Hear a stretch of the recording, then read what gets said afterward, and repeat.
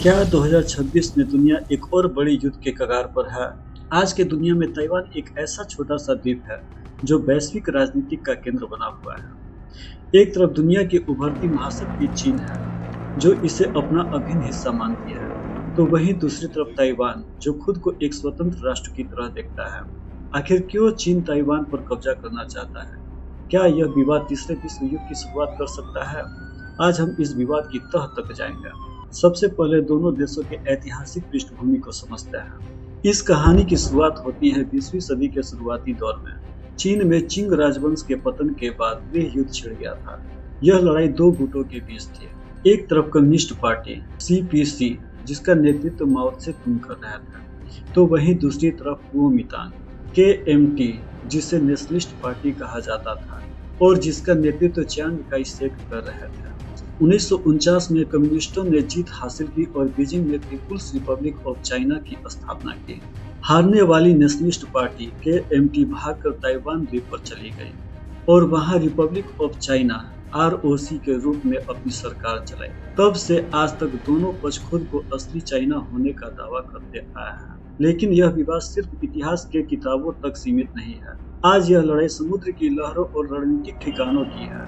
आखिर क्यों चीन के लिए ताइवान का नक्शा इतना कीमती है? इसे समझने के लिए हमें इसकी भौगोलिक स्थिति समझना होगा। आखिर क्यों चाइना ताइवान पर कब्जा करना चाहता है? चीन और ताइवान की भौगोलिक स्थिति इस विवाद का सबसे बड़ा कारण है। इन दोनों की स्थिति समझने के लिए हमें समुद्र दूरी और रणनीतिक सीमाओं को समझना होगा। चीन की भौगोलिक स्थिति को समझते हैं। चीन पूर्वी एशिया में स्थित दुनिया का तीसरा सबसे बड़ा देश है। चीन का कुल क्षेत्रफल लगभग 96 लाख वर्ग किलोमीटर है। इसकी सीमाएं 14 देशों से मिलती है और पूर्व में यह प्रशांत महासागर से घिरा है। चीन का पूर्वी तट व्यापार और सैन्य दृष्टि से अत्यंत महत्वपूर्ण है। यहीं से दक्षिण चीन सागर और पूर्वी चीन सागर की शुरुआत होती है। अब ताइवान की भौगोलिक स्थिति को समझते हैं। ताइवान एक छोटा सा द्वीप है जो मुख्य चीन के दक्षिण पूर्वी तट से कुछ ही दूरी पर स्थित है। ताइवान का क्षेत्रफल लगभग 36,197 वर्ग किलोमीटर है। यह भारत के केरल राज्य के लगभग बराबर है। यह एक पत्ती के आकार का द्वीप है जिसका मध्य भाग ऊंचे पहाड़ों से घिरा है और पश्चिमी हिस्सा मैदानी है जहां अधिकांश नदियां रहती है। क्यों ताइवान जलवायु मध्य महत्व रखता है? यह समुद्र का वह हिस्सा है जो मुख्य चीन को ताइवान द्वीप से अलग करता है। रणनीतिक दृष्टि से इसका स्थान काफी महत्वपूर्ण है। ताइवान जलवायु मध्य की चौड़ाई सबसे कम बिंदु पर 130 से 180 किलोमीटर के बीच है। युद्ध की स्थिति में चीन को अपनी सेना उतारने के लिए इसी संकरे रास्ते को पार करना होगा, जिसे पार करना सैन्य रूप से बहुत चुनौतीपूर्ण माना जाता है, क्योंकि ताइवान अपने तटों पर भारी सुरक्षा तैनात कर रखी है। प्रथम द्वीप श्रृंखला का महत्व। चीन की समुद्री शक्ति को रोकने के लिए भूगोल ने प्राकृतिक बाधा बनाई है, जिसे फर्स्ट आइलैंड चेन कहा जाता है। इसमें जापान, ताइवान और फिलीपींस जैसे द्वीप शामिल है। चीन के पास बहुत लंबी तटरेखा है, लेकिन उसके जहाज सीधे खुले प्रशांत महासागर में नहीं जा सकते। उन्हें इन द्वीपों के बीच के संकरे रास्तों से गुजरना पड़ता है, जहां अमेरिकी सहयोगियों का नियंत्रण है। ताइवान इस श्रृंखला का मध्य बिंदु है। यदि चीन ताइवान पर नियंत्रण कर लेता है तो वह इस घेरा को तोड़ देगा और उसकी सेना सीधे अमेरिका के समुद्री क्षेत्रों तक पहुंचने में सक्षम हो जाएगी। चीन के और ताइवान जलवायु मध्य की पानी अपेक्षाकृत उथला है, जो बड़ी पनडुब्बियों को छिपने के लिए अच्छा नहीं है। तो वहीं ताइवान के पूर्व में समुद्र अचानक गहरा हो जाता है, जहां चीन अपनी पनडुब्बियों को तैनात करना चाहता है ताकि उन्हें आसानी से ट्रैक न किया जा सके।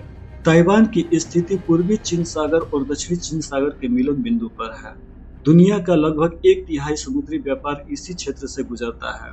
ताइवान पर नियंत्रण का अर्थ है वैश्विक व्यापार मार्ग की चाबी अपने हाथों में लेना। वन चाइना पॉलिसी क्या है? इस रणनीतिक बढ़त को हासिल करने के लिए चीन एक कूटनीतिक ढाल का इस्तेमाल करता है, जिसे दुनिया वन चाइना पॉलिसी के नाम से जानती है। आइए समझते हैं कि इस एक नीति ने ताइवान को दुनिया से कैसे अलग थलग कर दिया। चीन का कहना है कि दुनिया में केवल एक ही चीन है और ताइवान उसका हिस्सा है। इसे ही वन चाइना पॉलिसी कहा जाता है। 1971 तक दुनिया के अधिकांश देशों और संयुक्त राष्ट्र ने ताइवान को ही असली चीन माना था, लेकिन धीरे धीरे चीन की ताकत बढ़ी और अमेरिका सहित दुनिया के अधिकांश देशों ने बीजिंग के साथ कूटनीतिक संबंध स्थापित कर लिए।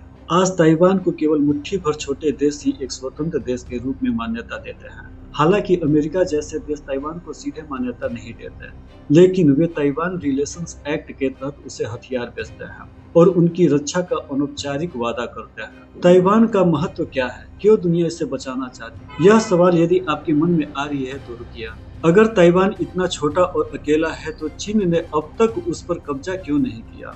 इसका जवाब किसी मिसाइल में नहीं, बल्कि एक छोटी सी चिप में छिपा है, जिसे ताइवान की सिलिकॉन शील्ड कहा जाता है। ताइवान सिर्फ एक द्वीप नहीं, बल्कि आधुनिक दुनिया की धड़कन है। इसके पीछे दो मुख्य कारण हैं। ताइवान की सेमीकंडक्टर चिप दुनिया के लिए इतना जरूरी है कि इन्हें अक्सर ताइवान की सिलिकॉन शील्ड कहा जाता है। यह चीन के हमले के खिलाफ ताइवान का सबसे मजबूत अदृश्य हथियार है। ताइवान दुनिया के 90% से अधिक सबसे उन्नत सेमीकंडक्टर चिप बनाता है। ताइवान की कंपनी TSMC दुनिया की सबसे बड़ी चिप निर्माता कंपनी है तथा 2nm और 3nm जैसी सबसे आधुनिक चिप पर TSMC का लगभग एकाधिकार है।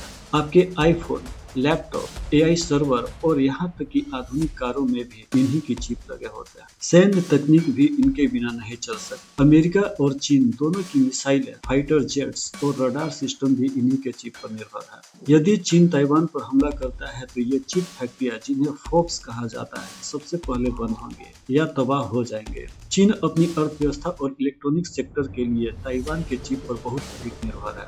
ताइवान पर हमला करने का मतलब होगा खुद की सप्लाई चेन को खत्म करना। ऐसी ही चर्चाएं होती रहती है कि यदि ताइवान पर चीन का कब्जा तय हो जाता है, ताइवान अपनी इन बेशकीमती फैक्ट्रियों को खुद ही नष्ट कर सकता है। इसका उद्देश्य यह सुनिश्चित करना है कि चीन को केवल एक खाली द्वीप मिले, न कि वह तकनीक जिसका उपयोग वह दुनिया पर राज करने के लिए कर सके।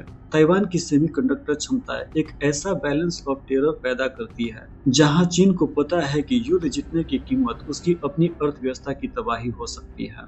पिछले कुछ वर्षों से चीन के राष्ट्रपति शी जिनपिंग ने कई बार कहा है कि ताइवान का एकीकरण अपरिहार्य है। चीन ने ताइवान के एयर स्पेस में अपने फाइटर जेट्स भेजना बढ़ा दिया और अक्सर द्वीप के चारों ओर युद्ध अभ्यास करता है। वहीं ताइवान में स्थिति बदल रही है। वहाँ की नई पीढ़ी खुद को चीनी नहीं बल्कि ताइवानी मानती है। वहाँ की लोकतांत्रिक सरकार का कहना है कि वे पहले से ही स्वतंत्र है, इसलिए उन्हें अलग से आजादी की घोषणा की जरूरत नहीं है। इस युद्ध में अमेरिका की भूमिका क्या है, आइए इसे समझते हैं। इस विवाद में अमेरिका सबसे बड़ा खिलाड़ी है। अमेरिका की नीति सामरिक अस्पष्टता की रही है, यानी वह यह साफ नहीं कहता है कि युद्ध होने पर वह अपनी सेना भेजेगा या नहीं, लेकिन वह ताइवान को इतना मजबूत बनाना चाहता है कि चीन हमला करने की हिम्मत न कर सके। हालांकि हाल के समय में अमेरिकी नेताओं के बयानों ने बीजिंग को नाराज किया है। 2022 में नैन्सी पेलोसी की ताइवान यात्रा के बाद चीन ने इतिहास का सबसे बड़ा सैन्य अभ्यास किया था। यदि युद्ध हुआ तो उसका परिणाम क्या होगा? ब्लूमबर्ग की एक रिपोर्ट के अनुसार इस युद्ध से ताइवान की चिप सप्लाई रुकने से पूरी दुनिया की अर्थव्यवस्था में लगभग $10 ट्रिलियन का नुकसान हो सकता है, जो रूस यूक्रेन युद्ध से कहीं अधिक भयानक होगा तथा 2008 के वित्तीय संकट से भी बड़ा होगा। इन दोनों देशों के बीच युद्ध होने पर परमाणु युद्ध होने का खतरा बढ़ता है। चूंकि अमेरिका और चीन दोनों परमाणु शक्ति संपन्न है, इसलिए छोटी सी गलती महाविनाश का कारण बन सकती है। चीन और ताइवान का विवाद केवल जमीन के टुकड़े का नहीं, यह लोकतंत्र बनाम तानाशाही और वैश्विक वर्चस्व की लड़ाई है। दुनिया एक नाजुक मोड़ पर खड़ी है। क्या कूटनीति इस विवाद को सुलझा पाएगी या आने वाले समय में हमें एक और बड़े युद्ध का सामना करना पड़ेगा? यह सवाल आज पूरी मानवता के सामने खड़ा है। आप इस विवाद के बारे में क्या सोचते हैं? क्या ताइवान को एक स्वतंत्र देश के रूप में मान्यता मिलनी चाहिए? अपनी राय कमेंट्स में जरूर बताएं।